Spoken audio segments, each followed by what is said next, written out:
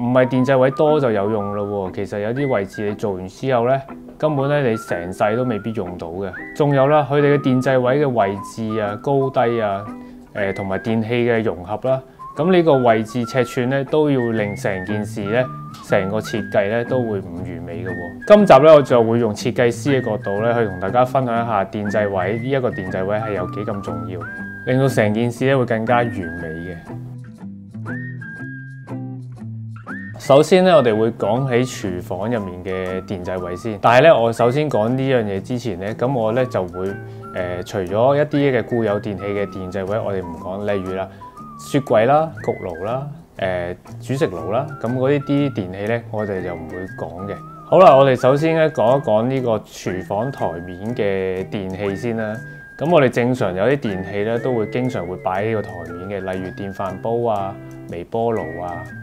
熱水壺啊，咁嗰啲嘅電器啦，咁呢個電器咧，咁除咗要有電掣、電源位之外咧，大家有冇忽略咗咧？有啲活動式嘅電器咧，例如攪拌機啊、慢煮棒啊，或者係一啲嘅好少用嘅廚師機啦，咁可能會到時咧，你都要有一個電掣位嘅喎。咁如果大家會有用到呢啲嘅移動式嘅電器咧，咁你哋就要諗清楚，會唔會再做多少少嘅電掣喺個台面嗰度？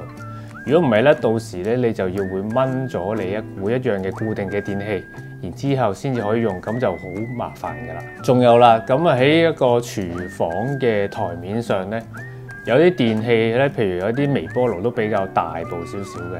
或者電飯煲啦，咁如果好啦，如果你就有一個電掣位喺部機嘅背脊後面咧，你有機會咧呢個電掣會頂住嗰個微波爐嘅，係啦，咁所以咧呢個都要大家都要留意翻，因為廚房咧正常就唔會有呢樣事情發生嘅，因為佢會有個後擋水啦，即係個台面有個後擋水，然之後再加個插蘇，嗰個插蘇就喺個擋水期嘅嗰個深度咧其實差唔多嘅，所以咧佢就應該就唔會頂到嗰部機嘅。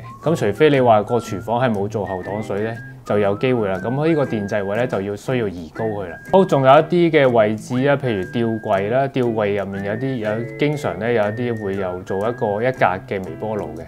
咁呢一格嘅微波爐咧，咁又係有一個深度，會令到咧成件事情咧就唔係好完美嘅。所以有陣時咧，我哋都會將呢個插蘇咧會升高喺櫃入面去做嘅，令到咧嗰個吊櫃咧就唔需要做到咁深嚟就呢一個嘅微波爐個深度。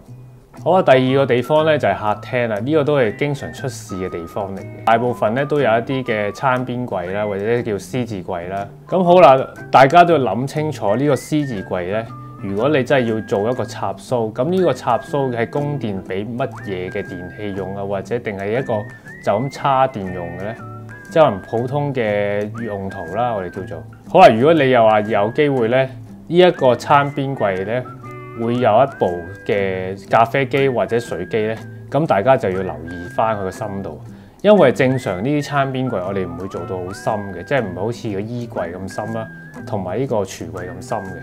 咁可能餐邊櫃咧就會做到400或者450或者350都得嘅個深度。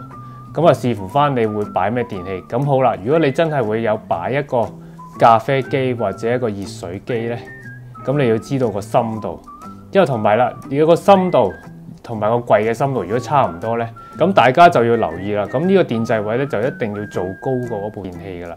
點解會咁樣講咧？咁因為咧佢部機如果真係做喺個背脊後面咧，咁部機咧一定就會頂住嘅，即係頂咗部機出嚟。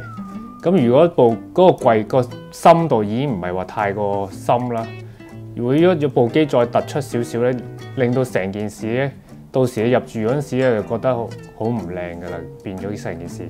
部機咧係突出咗個櫃嘅嚇，咁大家呢一個真係要好小心去留意呢個樣嘢。如果你話個餐邊櫃，我唔係話有什麼嘅電器啦，可能基本普通咁樣去叉下電嘅啫。咁嗱，呢個插蘇咧，我就勸大家就唔好做太高，因為太高咧，佢嗰個美感就唔好睇嘅嚇。咁可能喺翻個至中位置或低少少，嗰個感覺咧會比較靚一啲。好啦，大家咧都會經常都會用得到一啲嘅吸塵機、充電式嘅吸塵機咧，或者係吸塵機械人啦。咁呢啲咧都會有定個電掣位噶嘛，係咪？除咗呢一啲吸塵機以外嘅插蘇啦，咁有啲位置咧，可能我哋會擺收埋一塊燙衫板嘅。咁嗱，燙衫板咧就其實基本上都要一個電掣位嘅，俾佢用呢個插燙斗用啦。所以呢個都要好小心，要留意翻。如果到時你冇做到呢個電掣位咧，咁就麻煩噶啦。變相咗呢一個燙衫板嘅位置咧，基本上係又要喺第二個位拖條拖線先用到，咁就變咗無謂咯。好啦，我哋再講翻去飯廳。其實咧，我嘅個人嘅要求咧，其實都要有一個電掣位嘅。點解咧？咁咧，因為我個人比較中意打邊爐啦。咁啊，除咗用明火之外咧，即係譬如好似嗰啲 gas 爐啦。咁有陣時可能有啲新爐嘅想冇咁熱嘅，咁啊會要買一啲嘅電磁爐啦。咁所以咧，你個飯台側邊咧最好有一個電掣位啦。咁就算唔係打邊爐啊，可能會做下啲文書嘅嘢咧，可能有部 laptop 啦，咁可能都要插下電噶嘛。咁啊有個電掣位已經係方便好多噶啦。我哋講電視機咯喎，電視機有冇講咧？咁呢個電視機位置，我哋梗係講一啲嘅慳錢秘訣啦。因為咧點樣慳錢法咧？譬如嗱，如果你話有啲人咧就唔中意嘅，我要用有咩電器又有幾個插蘇，一定要做晒喺個電視機櫃入面嘅。咁好啦，如果真係個 budget 有限啦，我又想喺度慳到錢咧，咁就由呢一個嘅電視機位要着手啦，可以。因為電視機櫃咧入面咧其實係一個密封位置咧。咁我哋其實都睇唔到佢嘅，咁所以咧你話我想慳啲喎，咁其實正常我哋可以做一個或者兩個插蘇就已經足夠啦。其實咧，如果真正用途到咧，其實你起碼要4個嘅4個呢個插蘇最少啦。其實呢個4個都係最少，因為你上網 router、modem 都可以擺晒喺度，已經用咗你2個插蘇，未計其他遊戲機啊。碟機啊，或者喇叭啦，咁同埋 TV 啦、電視一個供電位咧，都起碼都4到5個。咁點解我話要做一個或者2個咧？咁其實因為有電視機櫃入面咧，你可以裝一個拖牌都得嘅。咁你裝拖牌咧嘅唔好處咧，就係冇美觀啦，同埋會比較凌亂啦嚇。咁但係咧就可以幫你增添翻唔少嘅電掣位喺度。係啦，咁呢個拖牌其實係可以令到大家可以慳翻唔少嘅金錢，但係咧要留意啦。咁你呢個位置嘅用電量嘅電器咧就唔可以用得太個火數太大嘅嚇，普通嘅電器就都可以嘅。除咗 TV 櫃之外咧，咁我哋都再講翻個梳化背脊嘅後面啦。咁呢個我哋都要留意啦。譬如你哋嘅梳化有冇電較啊，或者充電式嘅梳化啦。咁你都要預留翻，起碼都有個孖蘇噶啦，我最基本噶啦，呢個就係啦。咁就因為有可能啲梳化都有一個位置用電啦，另外一個位咧，可能你到時可能擺部一個抽濕機啊，或者係擺一部嘅坐地燈啦，坐地燈都要電源嘅，係咪？咁呢個插蘇都要好有用嘅。好啦，第四樣咧就係洗手間嘅電掣啦。主要都係一個插蘇，其實都好足夠嘅，因為喺個鏡櫃入面或者喺鏡櫃嘅側邊啦。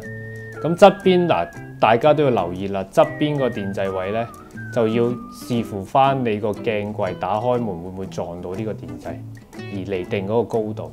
如果做錯咗呢個位咧，你之後入住咧，永遠一開個鏡櫃咧，個櫃門就會撞到個電掣位嘅，呢個就要大家要小心啲啦。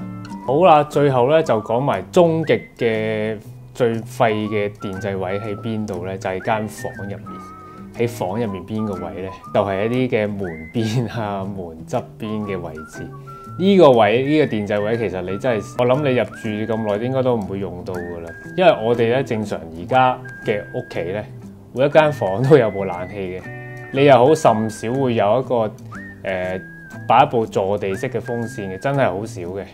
除非有啲老人家啦，咁例外啦。咁後生嘅，我哋即係譬如我都唔會擺部風扇喺屋企喺間房度，好少吹嘅。其實大部分嘅時間都係開冷氣嘅啫，除非即係大家有啲習慣啦，咁我可能要裝一啲嘅掛牆風扇或者嘅天花燈嘅風扇啦，咁就其實都夠用噶啦。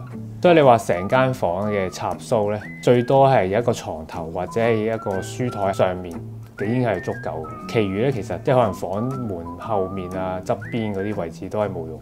今集嘅分享就去到呢一度啦。如果大家有咩問題或者有啲咩意見表達喺呢個我哋今集嘅 topic 入面咧，可以喺留言區留言俾我哋，大家一齊討論一下個電掣位嘅擺放方法。好，咁我下一集再見啦，拜拜。